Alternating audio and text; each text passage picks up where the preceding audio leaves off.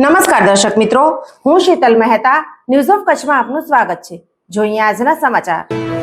પોલીસને 100 કલાક ગુનેગારોનું લિસ્ટ બનાવવા આપેલ, હવે બીજું લિસ્ટ પણ તૈયાર થયું।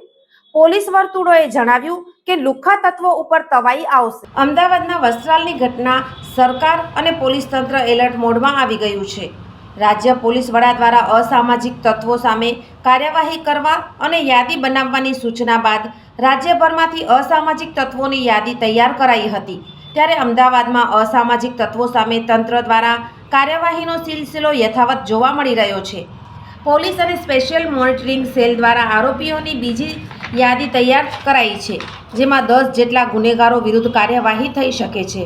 અમદાવાદ શહેરમાં કાયદો અને વ્યવસ્થાની પરિસ્થિતિ જળવાઈ રહે તે માટે શહેર પોલીસ કમિશનર દ્વારા શહેરમાં અસામાજિક પ્રવૃત્તિ કરતા કુલ 12 ઈસમોની ધરપકડ કરી પાસાની કાર્યવાહી કરી રાજ્યની સુરત જેલમાં ધકેલી દીધા છે અને 5 ઈસમોને તડીપાર કરવા કાર્યવાહી હાથ ધરી છે।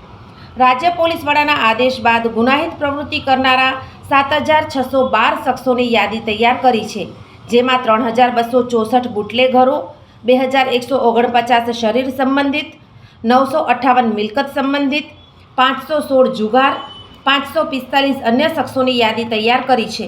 ત્યારબાદ આ તમામ શખ્સો વોચ રાખવાની સાથે તેમના ગેરકાયદે દબાણો, વીજ જોડાણ, શંકાસ્પદ આર્થિક વ્યવહાર સહિતની તપાસ કરવામાં આવશે।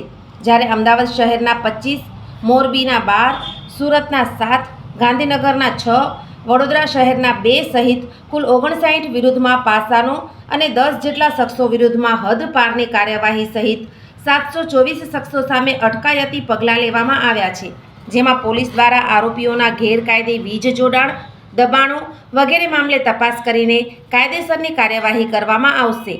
આ પહેલાં પણ પોલીસે સમગ્ર અમદાવાદમાં સક્રિય હોય તેવી 10 જેટલી ગેંગની યાદી તૈયાર કરી છે, જેમાં ઘાટલોડિયા, વાડજ, ખોખરા, અમરાઈવાડી, જુહાપુરા, નારોલ, વટવા સહિતના વિસ્તારોમાં સક્રિય હોય તેવી ગેંગનો સમાવેશ થાય છે, જેમાં વેપારીઓ પાસે ખંડણી માંગવી, ડ્રગ્સના નેટવર્ક ચલાવવા, જમીન સહિતની મિલકતો હડપ કરવી, લૂંટ કરવાના ગુનામાં સંડોવાયેલી ગેંગનો સમાવેશ થાય છે।